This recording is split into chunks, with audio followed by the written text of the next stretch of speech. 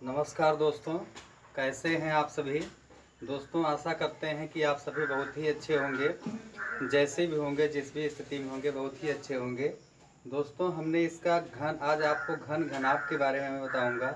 इसका एक पार्ट मैंने पहले से भी डाल रखा है, इसको बहुत ही ध्यान से देखिएगा। और आज मैं इसका सेकंड पार्ट कराने वाला हूँ, आप लोग इसको बहुत ही मन लगा के देखिएगा। तो सबसे पहले हम कुछ रूल्स जान लेते हैं। इससे पहले तो हमने बता दिया है, पहले आप उसको देख लीजिएगा।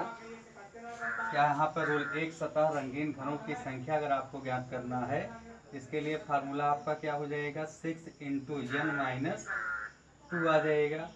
अगर आपका दो सतह रंगीन घनों की संख्या ज्ञात करना, हमने पहले वीडियो में आपको बता दिया था कैसे इसको सॉल्व करते हैं। दो सतह रंगीन घनों की संख्या के लिए 12 इंटू n माइनस 2 यहाँ पर होल स्क्वायर हो जाएगा। अगर तीन सतह है तो यहाँ पर फिक्स होता है 8 होता है। अगर जीरो सतह रंगीन घनों की संख्या ज्ञात करना होगा, n माइनस 2 का क्यूब आ जाएगा। काटने की संख्या अगर आपको प्राप्त करना है तो 3 इंटू n माइनस 1 आ जाएगा। अब कुल घनों की संख्या की बात करें तो n क्यूब आ जाएगा। दोस्तों इतना आपको ध्यान रखना है, अगर एक सतह रंगीन घनों की संख्या अगर आपको प्राप्त करना है तो एक सतह रंगीन घनों की संख्या के लिए 6 इंटू n माइनस 2 का होल स्क्वायर। अगर दो सतह रंगीन घनों की संख्या ज्ञात करना है तो 12 इंटू n माइनस 2 का स्क्वायर। अगर तीन सतह रंगीन घनों की संख्या तो यहाँ पर ये फिक्स होता है। अब चलिए चलते हैं अपने क्वेश्चन पे। क्वेश्चन मेरा क्या कह रहा है, किसी घन को की सभी सतह एक समान रंग से रंगा गया है, यानी कि कोई एक प्रकार का घन है, इसकी प्रत्येक सतह को एक समान रंग से रंगा गया है, यानी कि एक ही कलर से इसको रंगा गया है, तथा इसे इस प्रकार काटा जाता है कि 125 छोटे घनों के रूप में विभक्त हो जाता है। 125 छोटे घनों के रूप में विभक्त हो जाता है। इसके लिए अभी हमने एक फार्मूला आपको बताया। अगर कुल घनों की संख्या अगर आपको ज्ञात करना है तो कुल घनों की संख्या कितना, 125 बराबर n क्यूब हो जाएगा। कुल घनों की संख्या बराबर 125 यानी कि n क्यूब आ जाएगा, या n बराबर आपका क्या आ गया, 5 आ गया। बस इतना ही आपको करना है। उसके बाद देखिए बहुत ही सिंपल तरीके से आप इसको लगाते चले जाएंगे। आपको क्या करना है, n माइनस 2, अगर एक सतह रंगीन घनों की संख्या अगर आपको प्राप्त करना है तो आपको क्या करना है, n माइनस 2 कर लेना है। 5 में से 2 जाएगा, कितना आएगा, 3। तो यहाँ पर आपका आ जाएगा 6 इंटू 3 की घात 2 अर्थात 6 गुणे 3 त्रिका 9, 6 9 54। इसका आंसर आपका क्या आ जाएगा, 54 आ जाएगा। n की वैल्यू आपकी n बराबर 5 है, तो यहाँ पर आप फिर से देख लीजिए इसको, 6 इंटू यहाँ पर आपका क्या आ जाएगा, n माइनस 2 अर्थात 5 में से 2 जाएगा, कितना आएगा, 5 में से अगर 2 चला जाए तो 3 आ जाएगा। 3 की पावर 2 अर्थात यहाँ पर 6 गुणे 3 त्रिका 9 अर्थात यहाँ पर आपका आंसर क्या आ जाएगा, 54। अगर आपका यहाँ से क्वेश्चन पूछता है कि एक सतह रंगीन घनों की संख्या कितना है, 54 हो जाएगी। चलिए चलते हैं इसके सेकंड क्वेश्चन पे। सेकंड क्वेश्चन है आपका इस तरह से, दो सतह रंगीन घनों की संख्या, अगर दो सतह रंगीन घनों की संख्या इस तरह से पूछता है तो आपको क्या कर देना है, 12 इंटू n की वैल्यू आपकी क्या आई थी, 5 आई थी, तो 5 में से 2 जाएगा, कितना आएगा, 3, तो 12 3 36। बेहद ही सिंपल तरीका है आपका। हमने और आगे बताया था तीन सतह रंगीन घनों की संख्या, तो घन चाहे जिस प्रकार को अर्थात n की वैल्यू चाहे जितना हो, आपको करना क्या है, n की वैल्यू चाहे जितना हो आपको करना है, यहाँ पर 8 ही होता है। अर्थात तीन सतह रंगीन घनों की संख्या पूछता तो आपको आंख मूंद कर लगा देना है, यहाँ पर कितना, 8। जीरो सतह रंगीन घनों की संख्या की अगर हम बात करें, जीरो सतह रंगीन घनों की संख्या मतलब ऐसा पृष्ठ जहाँ पर कोई सतह रंगा ही ना गया, अर्थात रंगहीन फलकों की संख्या आपकी क्या हो जाएगी। रंगहीन फलकों की संख्या के लिए आपको क्या करना है, इसका आंसर क्या आया था आपका, 54 आया था। इसका आंसर क्या आया था, 36 आया था। अब यहाँ पर आपका इसका आंसर क्या आएगा, तीसरे वाले का आंसर 8 आ जाएगा। चौथे वाले का आंसर n माइनस 2 अर्थात 5 में से 2 जाएगा, कितना आएगा, 3, और 3 की घात 3 का मतलब क्या हो जाएगा, 3 त्रिका 9 त्रिक 27। तो यहाँ पर तीसरे वाले का यानी चौथे का आंसर आपका क्या आ जाएगा, 27 आ जाएगा। यहाँ से दोस्तों इस तरह से क्वेश्चन पूछता है कि काटने की संख्या अगर आपसे पूछता कई बार इसको काटा जाए तो 3 इंटू n माइनस 1 अर्थात 5 में से 1 जाएगा, कितना आएगा 4, 4 3 12, 12 बार काटा जाएगा। अगर कुल घनों की संख्या पूछा जाए तो हमने पहले से ही बता दिया था, कुल घनों की संख्या के लिए n क्यूब बराबर 125, तो n बराबर आपका क्या आ जाएगा 5 आ जाएगा। दोस्तों आशा करते हैं कि ये सब आपके समझ में आ रहा होगा अच्छे से। आगे बढ़ते हैं और इसका नेक्स्ट क्वेश्चन करते हैं। मान लीजिए इसी में थोड़ा सा करेक्शन करके हम क्वेश्चन दे दें, आपको दे दिया जाए इस तरह से, इसको मिटा देते हैं, इस तरह से दे दिया जाए और यहाँ पर हम लिख दें 64, यहाँ पर लिख दें 64। तो आपका क्वेश्चन क्या हुआ, किसी घन की सभी सतह को एक समान रंग से रंगा गया है, इसको इस प्रकार काटा गया कि 64 छोटे घनों के रूप में ये विभाजित हो जाए। इस तरह से अगर आपका क्वेश्चन आ जाए तो आपको क्या करना है, बस वही सेम तरीका, आपको n क्यूब बराबर 64 दिया गया है तो n बराबर आपका क्या आ जाएगा 4 आ जाएगा। तो यहाँ पर 6 इंटू 4 में से 2 जाएगा, कितना आएगा 2 आ जाएगा, 2 दूनी 4, 4 छंग 24 आ जाएगा। यहाँ पर 12 इंटू n माइनस 2, n का मतलब क्या है 4, और 4 में से 2 जाएगा, कितना आएगा 2 आ जाएगा, तो 12 दूनी 24 आ जाएगा। यहाँ पर 8 आ जाएगा। उसके बाद यहाँ पर अगर देखा जाए 3 सतह रंगीन घनों की संख्या यहाँ पर भी फिक्स होगी, 8 ही आएगी।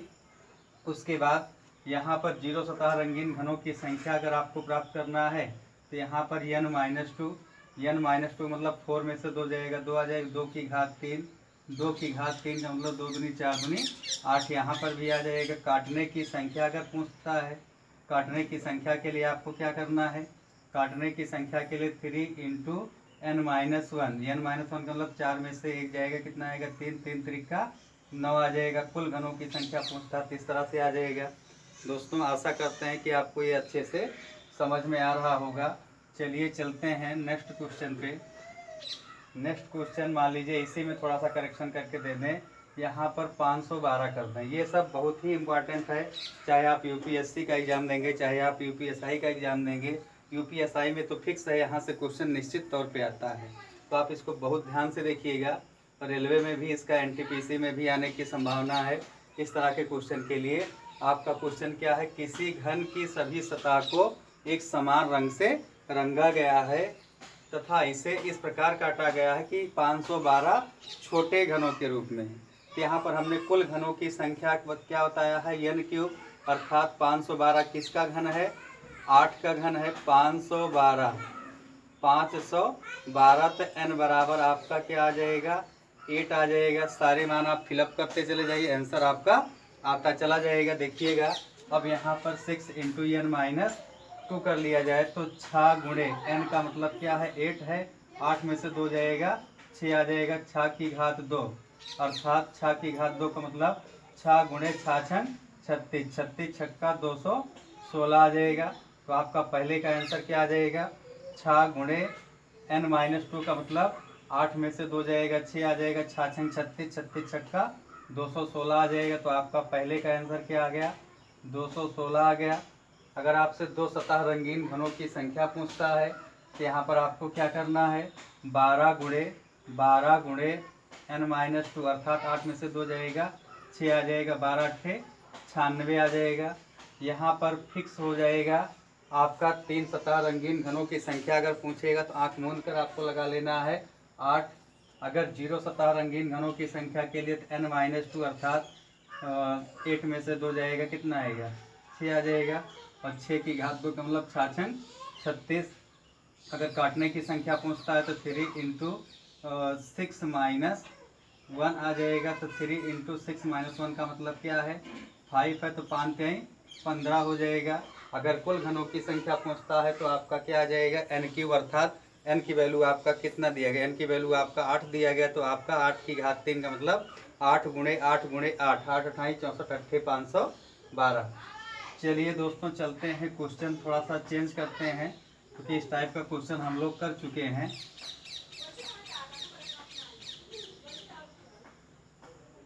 मान लीजिए इस तरह का अगर क्वेश्चन आ जाए, 3 सेंटीमीटर भुजा वाले एक घन की सभी सतह को एक ही रंग से रंगा गया है तो इसको 1 सेंटीमीटर के घन के रूप में काटा गया है। तो आपको सेम टू सेम यहाँ पर अगर ऐसे क्वेश्चन आ जाए, 1 सतह रंगीन घनों की संख्या, 2 सतह रंगीन घनों की संख्या और 3 सतह रंगीन घनों की संख्या और 4 सतह रंगीन घनों की संख्या, इस तरह से आ जाए तो आपको क्या करना है, 1 सतह रंगीन घनों की संख्या के लिए अभी हमने फार्मूला क्या बताया था, 6 × n-2 का स्क्वायर हो जाएगा। तो यहाँ पर आपका क्या आ जाएगा, सबसे पहले हम यहाँ पर क्या प्राप्त करेंगे, n की वैल्यू। और n की वैल्यू प्राप्त करने का फार्मूला होता है n बराबर बड़े घन की एक भुजा बटा छोटे घन की एक भुजा। बड़े घन की एक भुजा कितना है, 3 है। छोटे घन की एक भुजा क्या है, 1 सेंटीमीटर है, अर्थात n की वैल्यू आपकी क्या आ जाएगी, 3 आ जाएगी। यहाँ से सॉल्व करना स्टार्ट कर देते हैं। अगर आपको एक घन आपको ज्ञात करना है, यानी कि एक सतह रंगीन घनों की संख्या ज्ञात करना, तो n की वैल्यू आपकी क्या है, 3 है। तो यहाँ पर 3 में से 2 जाएगा, 1 आ जाएगा, तो 6 × 1 की पावर 2 अर्थात 6 ही आएगा। अगर 2 सतह रंगीन घनों की संख्या ज्ञात करना है तो यहाँ पर 12 × n-2, n की वैल्यू क्या है, 3 में से 2 जाएगा, कितना आएगा, 1 आ जाएगा, तो 12 1 कम 12 आ जाएगा। यहाँ पर तो ये 3 सतह वाला फिक्स है, आपका 8 ही आएगा। जब भी 3 सतह की बात आएगी आपको यहाँ पर 8 ही कर देना है और कुछ नहीं करना है। चलिए चलते हैं नेक्स्ट क्वेश्चन पे।